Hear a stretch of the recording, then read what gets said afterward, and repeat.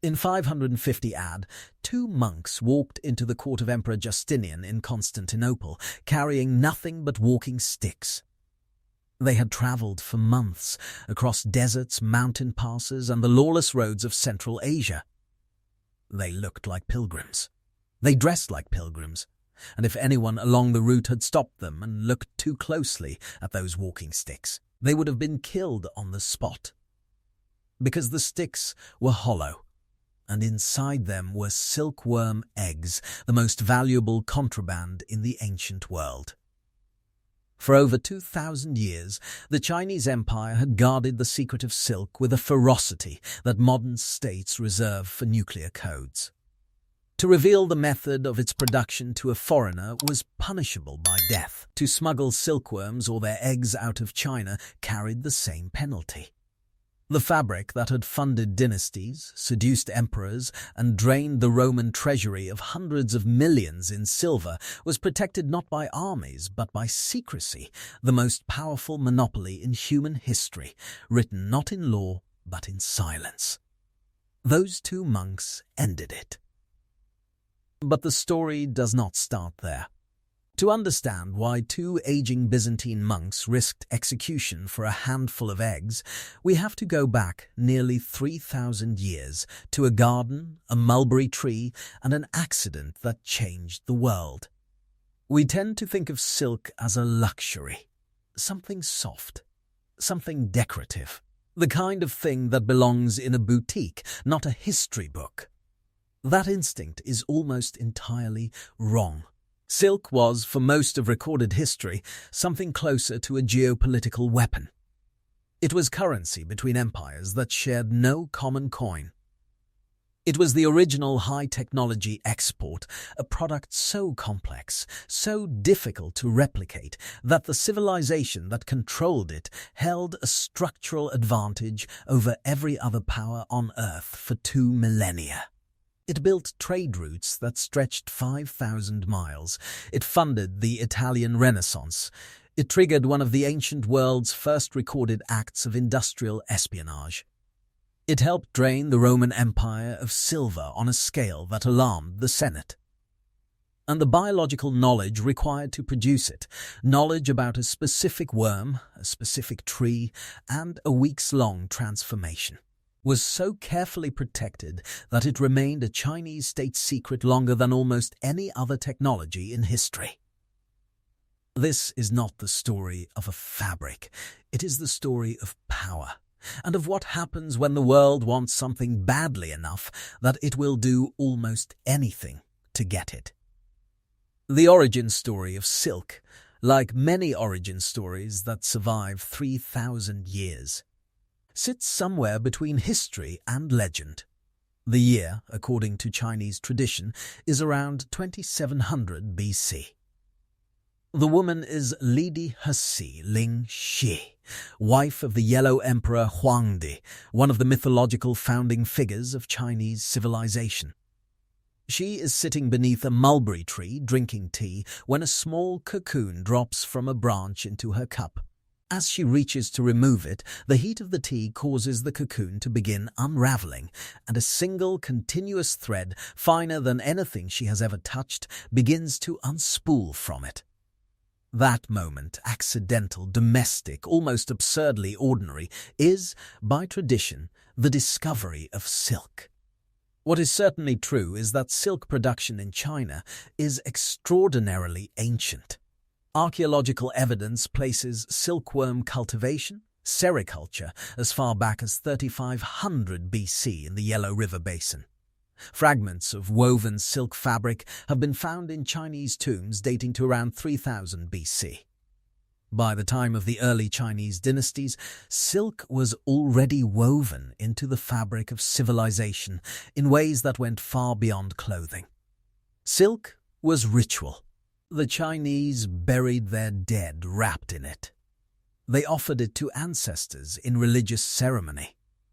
The quality and quantity of silk in a burial told archaeologists and told contemporaries exactly how much a person had mattered in life. Silk was social hierarchy made visible and portable. It was also, from very early on, money. Chinese governments paid soldiers in silk. They collected taxes in silk. They sent bolts of silk to neighboring peoples as diplomatic tribute, a gesture that communicated wealth, refinement, and a kind of soft dominance all at once. An enemy who received silk from the Chinese court was simultaneously being honored and reminded of exactly who had the finer civilization. And underneath all of this was a biological system of staggering specificity. The silkworm, Bombyx mori, is not a wild creature. It has been domesticated for so long that it can no longer survive without human intervention. It feeds almost exclusively on the leaves of the white mulberry tree. It is, in the language of modern biology, entirely dependent on the agricultural system humans built around it. The Chinese did not simply discover a worm. Over centuries, they engineered a relationship between insect, tree, and human labor that produced something no other civilization on Earth could replicate without the worm itself. And that, of course, was the point. The Chinese state understood what they had. By the time of the Han Dynasty, roughly 200 BC, the production of silk was a state-supervised industry, concentrated primarily in the hands of women. The mulberry groves were managed. The worms were fed on precise schedules. The cocoons were carefully harvested before the emerging moth could break the thread. And the knowledge of how all of this worked was treated as a national secret of the highest order. Exporting silkworms or their eggs was forbidden. Revealing the process to a foreigner was a capital offense. For centuries, the rest of the world received the finished cloth, lustrous, impossibly light, warm in winter and cool in summer, without the faintest idea how it was made. Some believed it was combed from the leaves of special trees. Others thought it was a kind of very fine wool. The Roman historian Pliny the Elder wrote that silk was produced by combing a fine white down from the leaves of trees, and Pliny was one of the best-informed writers of his age. For 2,000 years, that was the extent of what the outside world knew. China had not just invented silk. It had invented the world's first and longest-running trade secret. What made silk impossible to replicate was not the secrecy alone. It was the complexity layered beneath the secrecy. Most natural fibers, wool, cotton, linen, are short. They have to be twisted together into yarn before they can be woven. Silk is different. Each cocoon is made from a single continuous filament produced by the silkworm as it spins itself a protective shell before metamorphosis. That filament can run anywhere from 300 to 900 meters in length. It is finer than a human hair. And in its natural state, before it is processed, it has a tensile strength, a resistance to breaking under tension that rivals some modern synthetic materials. To unlock that thread, the cocoon has to be softened in hot water, and the filament has to be found and drawn out in one unbroken line. Several cocoons are usually reeled together simultaneously, their threads twisting into a single strand as they dry. The process is delicate, time-sensitive, and requires a skill that takes years to develop. The women who did this work, and it was almost entirely women, spent their lives in mulberry orchards and reeling rooms, in a cycle of planting, feeding, harvesting, and spinning that left almost no room for anything else. The loom that transformed raw silk thread into fabric was itself a remarkable achievement. The Chinese draw loom, developed during the Han Dynasty, allowed weavers to create complex repeating patterns by lifting individual warp threads in precise sequences. The result was damask, brocade, and embroidered silk textiles of extraordinary intricacy, patterns of dragons, phoenixes, and cloud formations that could take months to produce a single yard. These were not just beautiful objects, they were demonstrations of technological mastery. Silk's physical properties made it genuinely unlike anything else available in the ancient world.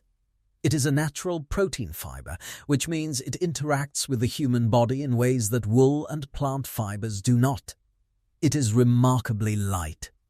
It is a poor conductor of heat, which gives it the paradoxical ability to feel cool against skin in summer and retain warmth in winter. It takes dye more deeply and permanently than almost any other natural material, which meant that silk garments could be colored in saturated, lasting hues that faded slowly even after years of wear.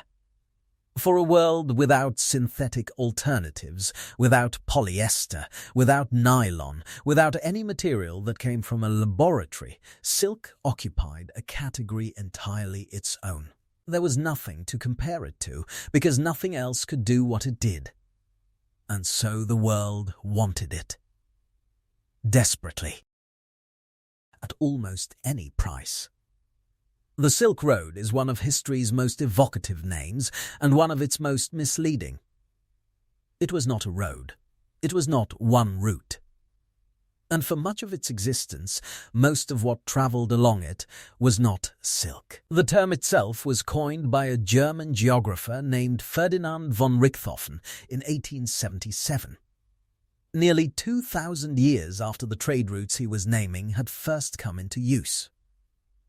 What actually existed was a shifting, branching network of overland and maritime paths connecting China to Central Asia, Persia, the Arabian Peninsula, and eventually the Mediterranean. A living system of trade that moved not just goods, but religions, languages, diseases, and ideas across the known world. Silk moved west. In exchange, China received horses from Central Asia, the powerful Fergana breed that the Han emperors prized for their military campaigns. It received glassware, lapis lazuli, gold, and eventually grapes and wine. The trade was not simply about luxury. It was about things each civilization had and the other desperately wanted. But it was silk that gave the route its character.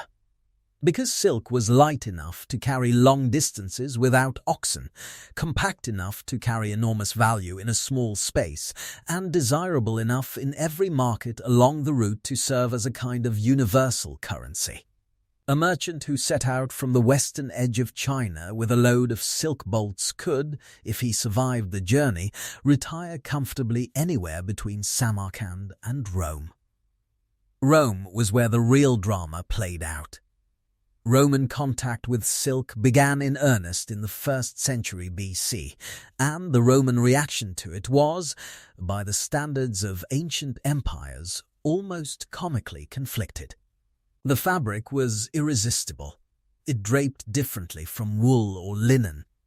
It caught light in a way that no Roman material could replicate. Wealthy Romans, men and women both, wanted it, wore it, and paid extraordinary sums to obtain it. And the Senate was furious. The Roman historian Pliny the Elder estimated that Rome was sending roughly 100 million sestertii to the east every year, much of it to China, via Parthian and later Sassanid middlemen who marked the price up at every stage of the journey. Some modern historians place the figure significantly higher, though the exact numbers remain debated. What is not debated is that the Roman Senate passed legislation attempting to restrict silk consumption on at least 2 grounds. First, that it was economically ruinous, a one-way drain of silver to foreign powers, and second, that it was morally corrupting. Roman men in silk, the Senate argued, were abandoning the virtues of the Republic for the softness of the East. Tiberius, who ruled Rome in the early 1st century AD, reportedly declared that silk garments on men were a disgrace to Roman dignity. The ban was ignored. The silk kept coming. The silver kept leaving. Here was the paradox at the heart of Rome's silk problem. The empire that had conquered most of the known world could not manufacture, could not replicate, and could not live without a product made by a civilization it had never directly contacted. The Parthians, who controlled the overland routes between Rome and China, had no interest in facilitating a direct relationship between their two most powerful neighbors that would cut them out of one of the most lucrative middlemen arrangements in history. Rome and China, the two great empires at opposite ends of the ancient world, almost certainly knew of each other's existence. There is fragmentary evidence of Roman diplomatic missions reaching the Chinese court, but they never traded directly. Every bolt of silk that reached Rome had passed through at least 3 or 4 sets of hands, each taking a share, each adding to the price. By the time it arrived in a Roman market, silk cost roughly its weight in gold. And Rome kept buying. Stories like this one are the whole reason this channel exists. If you want more, subscribe. Behind every bolt of silk that reached a Roman market, a Byzantine palace, or a Persian court was a system of human labor that the buyers rarely thought about and the sellers had every reason to conceal. Silk production was, by any honest accounting, grueling work. The mulberry trees had to be cultivated year-round. The silkworms, fragile, temperature-sensitive and demanding, required constant attention during their feeding cycle. They could not be left. They could not be neglected. A change in temperature, a disruption in feeding, a single infected batch could destroy an entire season's harvest. The women and girls who managed the worms worked in close, humid reeling rooms, their hands in near boiling water for hours at a time, drawing out threads so fine that the margin for error was essentially zero. In imperial China, sericulture was not simply a domestic craft. It was a state-assigned obligation for millions of farming households, woven into the tax system, enforced by local officials, and structured in ways that left the people doing the work with very little of the wealth it generated. The further silk traveled from China, the more the human cost compounded. The Silk Road was not a safe place. It crossed the Taklamakan Desert, whose name, in the local Uyghur language, translates roughly as you go in and you don't come out. It crossed the Pamir Mountains, the Hindu Kush, the Iranian Plateau. Merchants who made the journey rarely did it in one continuous trip. Most moved goods in relay, handing cargo from one trading community to the next. Each leg of the journey carrying its own risks of bandits, extortion, and political disruption. When the Mongols swept across Central Asia in the 13th century under Genghis Khan and his successors, the disruption to overland trade was profound, though historians debate the scale and speed of the collapse. Some routes closed. Some trading cities were devastated. Populations that had organized their entire economies around silk transit found themselves suddenly exposed. The human displacement caused by the Mongol campaigns along the trade routes was, by most accounts, enormous, though the picture was uneven, and in some periods the Mongols actually facilitated trade across territories they controlled. In the cities of medieval Europe, where silk weaving eventually took root, the labor dynamics shifted, but the exploitation did not disappear. The silk guilds of Lucca, Florence, and Venice were powerful institutions, but their power protected the masters, not the workers. Journeyman weavers and the children employed in throwing mills worked long hours in difficult conditions for wages that kept them, generation after generation, at the lower edges of the economy that silk was simultaneously enriching for those at the top. Silk built fortunes. That much is undeniable. What is equally true, and less often said, is that the fortunes were built on the backs of people who received almost none of them. Which brings us back to those 2 monks and their hollow walking sticks. The year is 552 AD. The Emperor Justinian rules the Byzantine Empire from Constantinople, a Christian state that considers itself the legitimate heir to Rome and that has been paying ruinous prices for silk for generations. The silk comes through Persian middlemen, the Sassanid Empire, who control the overland routes from Central Asia and have no interest in offering the Byzantines a better deal. Justinian has already tried to negotiate alternative supply routes through Ethiopia and along the Red Sea.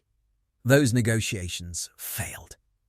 What he needed was not a better trade route. He needed the worm. The two monks, their names are not recorded with certainty, had spent time as missionaries in a region that most historians place somewhere in Central Asia, possibly in the area of modern-day China or its western borderlands. Exactly how they obtained the silkworm eggs is not entirely clear from the historical record. What the historian Procopius tells us, writing within living memory of the events, is that they persuaded Justinian that they could obtain the means of silk production, travelled back east, and returned with silkworm eggs concealed in hollow canes. The eggs hatched. The mulberry trees, already present in Byzantine territory, provided the necessary food. Within a generation, the Byzantine Empire had its own silk industry. It did not end the Chinese dominance immediately or completely. China remained the world's largest and most sophisticated silk producer for centuries to come. But the absolute monopoly, the condition under which only one civilization on Earth could produce silk, was broken. The knowledge was out. What followed was a slow, uneven diffusion that tracked almost perfectly with the spread of Islamic civilization. Arab and Persian weavers took the techniques they already had and elevated them. Islamic silk weaving, particularly from Persia, Syria, and later Moorish Spain, developed distinctive geometric and vegetal patterns of extraordinary sophistication, patterns that would profoundly influence European textile design for centuries. The city of Baghdad became a silk weaving center of the first order. So did Damascus, whose name became permanently attached to one of silk's most distinctive weave structures, Damask. Then came Italy. The Italian city of Lucca was the first European city to develop a serious domestic silk industry, sometime in the 11th and 12th centuries, almost certainly seeded by techniques and possibly craftsmen arriving from the Islamic world. When Lucca's political fortunes collapsed in the early 14th century, its silk weavers scattered, and the knowledge went with them to Florence, Venice, and Genoa. What followed was one of the most consequential industrial migrations in European history. Florence built its entire Renaissance economy on silk. The great Florentine banking families, the Medici among them, had their fortunes rooted partly in silk trading and textile finance. The Arte della Seta, Florence's silk guild, was among the most powerful institutions in the city. It commissioned buildings, it patronized artists, it funded, in ways both direct and indirect, the explosion of art and architecture that we now call the Renaissance. The thread that had begun in a Chinese garden, travelled west through deserts and mountain passes, been stolen by monks and refined by Islamic weavers, had arrived at the centre of Western civilization and helped pay for its greatest flowering. By the 19th century, silk was no longer a monopoly held by any single civilization. It was a global industry, and like most global industries, it was about to be disrupted by science.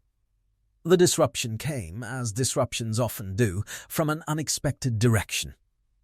In 1884, a French chemist named Hilaire de Chardonnay developed the first commercially viable synthetic fibre, a nitrocellulose-based material he called artificial silk, which would eventually be refined into what we know as rayon. It was not as strong as silk, it was not as thermally sophisticated. But it was cheap, it could be mass-produced, and it did not require a silkworm. Then, in 1935, a chemist at DuPont named Wallace Carothers developed nylon, the first fully synthetic fiber, produced entirely from petrochemicals. Nylon stockings went on sale in 1940 and sold 4 million pairs in the first 4 days. The market that silk had owned for 3,000 years, fine, sheer, lightweight hosiery, was gone almost overnight. The 2 world wars accelerated the shift. Silk had been a strategic military material for centuries, used in parachutes, in cartridge bags for artillery, in the lining of officers' uniforms. During the Second World War, with Japanese silk supplies cut off from Allied markets, synthetic alternatives became a military necessity as much as a commercial one. When the war ended, those synthetics were already entrenched. Silk never fully recovered its mass-market position. What it kept was its symbolism. Today, China produces roughly 70 to 80% of the world's raw silk, a dominance that mirrors, in a quieter way, the monopoly it held for 2,000 years. The industry employs millions of workers, primarily in the rural provinces of Jiangsu and Zhejiang. The mulberry groves are still there, the silkworms still spin. The process that Lady Shi Lingxi is said to have discovered by accident in a garden is still at its core the same process, biological, painstaking, and irreducibly dependent on the relationship between a worm and a tree. In the luxury market, silk remains the benchmark against which all other fabrics are measured. A silk dress commands prices that synthetics cannot justify. A silk tie signals something that polyester cannot replicate. The hierarchy established 4,000 years ago, silk at the top, everything else beneath it, has proven remarkably durable against every economic and technological disruption the modern world has thrown at it. But silk has also found its way into places that have nothing to do with fashion. Surgeons use silk sutures, the same protein fiber properties that made silk feel extraordinary against skin make it biocompatible in ways that many synthetics are not. Researchers in materials science are exploring silk as a scaffold for tissue engineering, for drug delivery systems, for biodegradable electronics. The fiber that an ancient Chinese worm produces to protect itself during metamorphosis turns out, under a modern microscope, to have structural properties that materials engineers are still trying to fully understand and replicate. The monks who smuggled silkworm eggs across Central Asia could not have imagined any of this. Neither could the Roman senators who tried to ban the fabric and failed. Neither could the Florentine weavers who built a civilization's greatest century of art on the profits of the loom. And yet here we are, still, in ways both obvious and hidden, living in a world that silk helped to make. There is a particular kind of object that history keeps returning to, something so ordinary in its final form that its weight is almost invisible, something whose reach extends so far beyond its apparent nature that tracing it feels, at a certain point, like tracing civilization itself. Silk is one of those objects. Follow the thread far enough, and you find a Chinese woman in a garden 3,000 years before the Common Era, watching a cocoon dissolve in hot tea. Follow it further, and you find the Han dynasty building an empire partly on the purchasing power of foreign rulers who could not stop buying what only China could make. Further still, and you find Roman senators raging impotently against a fabric addiction that was draining their treasury and losing. You find monks in hollow stick disguise, crossing mountain passes with contraband eggs that would break a 2,000-year monopoly. You find Islamic weavers turning that stolen knowledge into art. You find Florentine merchants turning that art into the financial engine of the Renaissance.